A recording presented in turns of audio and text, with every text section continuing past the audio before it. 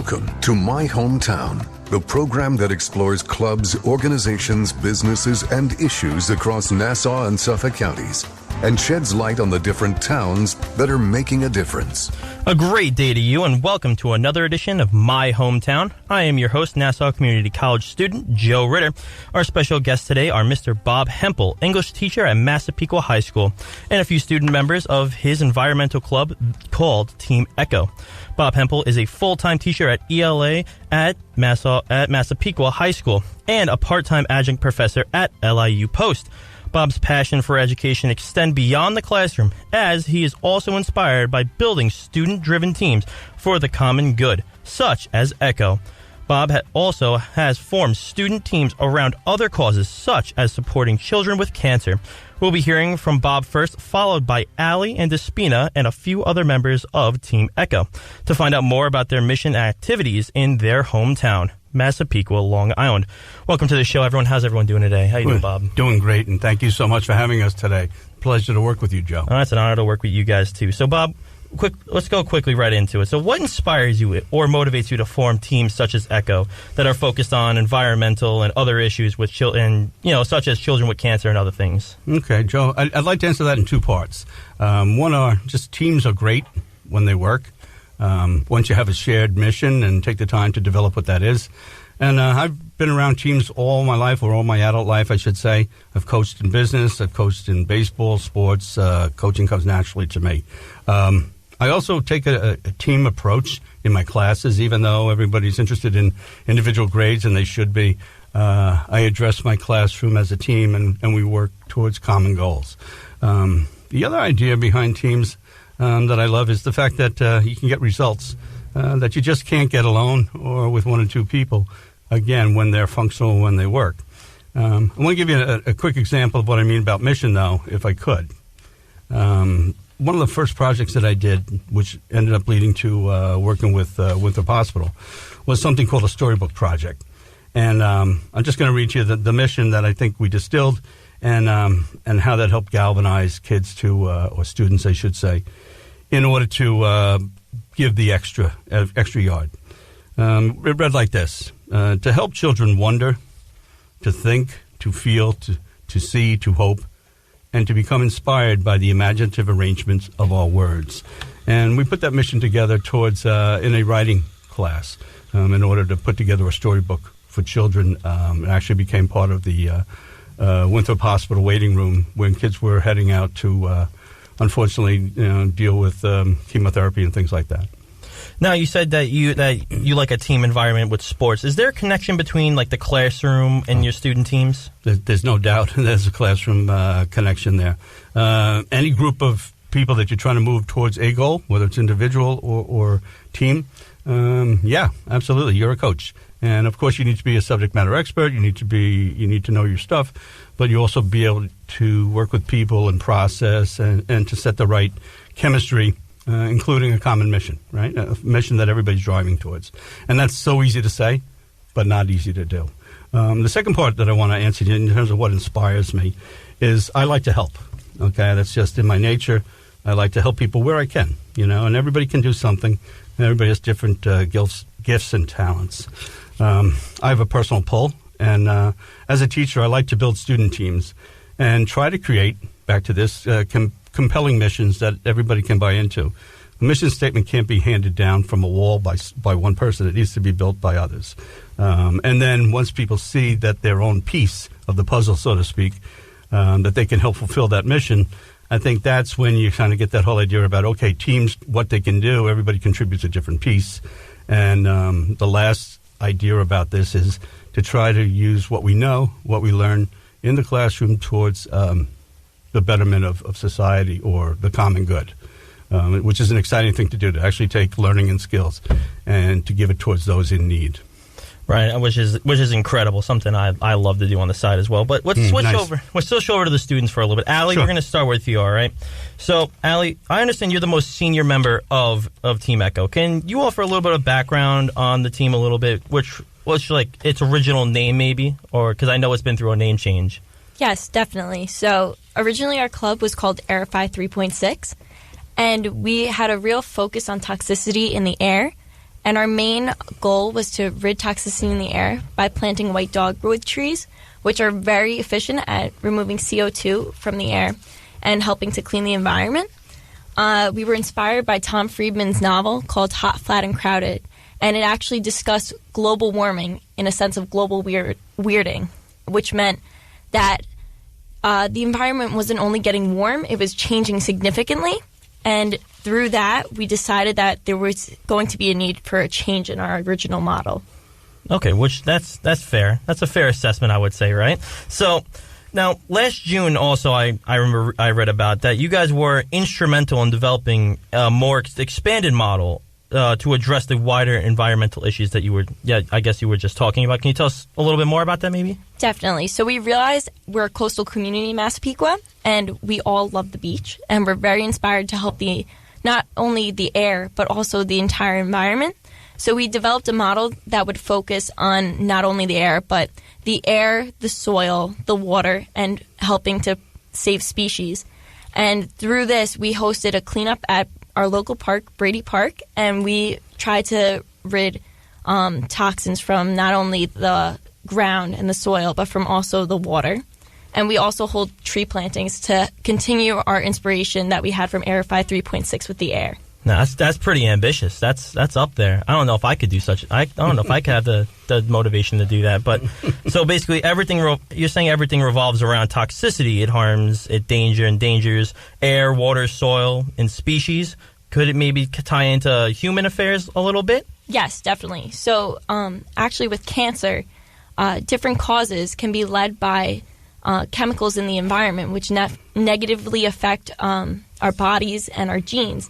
And they can actually change our genes and in negative ways, and therefore causing tumors and other ailments. So what we felt would be a very important project, especially in the winter, because no one really wants to go and clean up the environment when it's cold outside. We figured, why not see that link between kids with cancer and the environment and toxicity and combine it into something that we are both, the whole club is passionate for, and to really take that next step. Oh, that's very cool. Now, let me ask you quickly, Bob, because you also formed another group supporting children with cancer. Was there maybe a little bit of a collaboration between the two, or? Almost would call it a spin-off. So this idea of a storybox project that I was talking about before, that evolved into something called Catch a Wave for Cancer for Kids. And that was a big musical event of a beach-themed idea, and it's still going strong, so I feel really good about that. And we were able to make good, substantial donations to Winthrop's Cancer Center for Kids through that. So that was an evolution. Now we're moving and taking this model one more step in terms of ECHO, exactly what Ali was describing. If we have toxicity as our hub and we're looking at air, water, soil, and species, well, certainly babies, unborn babies and born babies, children with cancer who have, unfortunately, sometimes genetically, yes, but also toxicity right through their mom's womb, certain things like neuroblastomas, et cetera. A lot of people don't even know about. This is the link for us between the environment and helping people. Does that answer your question? Oh, yeah, definitely. Now, and let me ask you a question, just to take a step back real quick. You talked about the history of ECHO a little bit, but what came to the name ECHO itself? Oh. Like, was there like a draw to the name? Was it? Yeah, definitely. So while working with students of mine and my classmates, we all decided that ECHO would stand for Environmental Conservation at Home Organization. And we decided that would be an appropriate name because we felt like our new model really had to do with our community and helping out the water ecosystem and the soil, not just the air. And we felt like the name would be so appropriate because our main goal as ECHO is to educate individuals about the impacts of toxicity and to also engage them in activities and to further their knowledge regarding everything with the environment. Oh, very, very, very cool. So let me ask you, what activities mainly has ECHO tackled so far? Like, are there anything like big you guys are looking to like attend, or are you guys looking to start hosting? Or every year we host a cleanup at Massapequa High School, and we really just clean up the grounds, clean up the sports fields, make it safe for everyone to play sports in Massapequa because sports are so important to us. And not only that, we go to our local park, we do a cleanup there, we make it clean for the natural inhabitants of the park, and also the people that go for leisure to run and whatnot. And we also do a ceremonial tree planting every year, and we've done it at both Massapequa High School campuses, both the main campus and the Ames campus, and we're looking to spread that into the elementary schools and the middle school. Not only that, though, we're planning on hosting our 5 Alive event, which goes into Winthrop Cancer Center for Kids and helps with spreading the ideas about toxicity and humans. No. If I could just add for a second, also what we do is part of our charter is to educate, formally educate. So we had one speaker come in the fall speaking about the dangers in some of the drinking water. Maybe you've heard of the Bethpage plume. So we also do in-house speakers to address ECHO-sponsored informative around issues of toxicity. We're also looking to partner with NOAA coming up either the end of this month or in June. And they're going to come talk to us again about toxicity in the water as well as in the air. So we like to do formal education as well as practical things in the environment, which is what Allie's bringing up.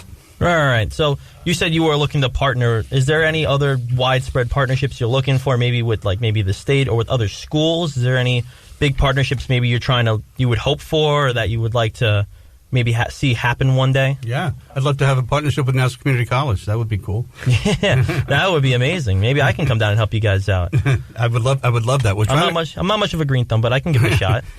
What you're going to find is, see, I'm an English teacher, right? So I was engaged upon this in terms of being able to help people communicate, right, important messages. I am not scientific by nature, thank God. I have a STEM, a scientific student body right next to me here, and so we do a lot of group learning here, okay? I've learned a heck of a lot since I got started. You don't have to know everything just to help out. Oh, of course, and that's the whole team environment, too, where one person, they all build off of each other, which is very, very important. Yeah. So let me ask you guys really quickly now, out of everything you've done with ECHO, of course, there's got to be a lot, but what is one of your more favorite things that you've done, Allie? So far, I love the tree plantings and the cleanups, but I have to say the cleanup is definitely my favorite because we all come out, we kind of get a little bit dirty, we have some fun, we're making the community a better place, and I think that really positively impacts not only the high school and our students by giving back to the community, but everyone who uses the parks in general. But I have to say, planning for our May 5th event, which is coming up as we partner with ECHO and Winthrop Cancer Center for Kids, I think that's really exciting because I've never done anything like that before. Bob, would you have a favorite part as well for you, or? It's an evolution for me. I guess the favorite thing for me is seeing, really, be honest with you, through the eyes of a teacher, working with students like this without grades in between us and moving towards that common vision, team, if you will, but towards something that we've all bought into, and that I see students learn also and apply skills and knowledge, which is pretty cool as an educator. So it really doesn't matter what we do as long as we're putting ourselves against the wall and putting our best work ethic against it. Right, and you're all working as a team too. That's the biggest part of it. And you wouldn't believe how busy the students that we have with us in the room are, just like everybody else today. So just to be able to cut, we have the shortest little meetings, sometimes work meetings, sometimes planning meetings, sometimes 4 minutes, sometimes 4 hours, We do what we can do when we can do it. So it's really, it's a commitment. Right, we'll definitely come back to this question because we have a lot more students in here. I got a bunch of names before, but we'll definitely be back to that. But right now, we're going to take a short break from my hometown at 90.3 FM. Our guests today are Mr. Bob Hempel, teacher and advisor of Team ECHO at Massapequa High School, and student leaders of Team ECHO itself. We'll be right back after taking the short intermission. As an 18-year-old, I let my mistakes kind of take over my life. I was 0.5 credits away from completing high school, and I didn't do it. 10 years later, at age 28, Jackie finished her high school diploma. When I found out that I was pregnant, I know that I had to do something for myself if I wanted to make her a better person and provide a better life for her. My family never stopped pushing for me to be better because they knew what I could become and who I could become as a person. My support team is amazing. The educational director, my sister, and even my 7-year-old daughter has just been more than the support that I could ask for. I've been given an opportunity, and I'm just thankful for it. No one gets a diploma alone. If you're thinking of finishing your high school diploma, you have help. Find free adult education classes near you at finishyourdiploma.org. That's finishyourdiploma.org. Brought to you by the Dollar General.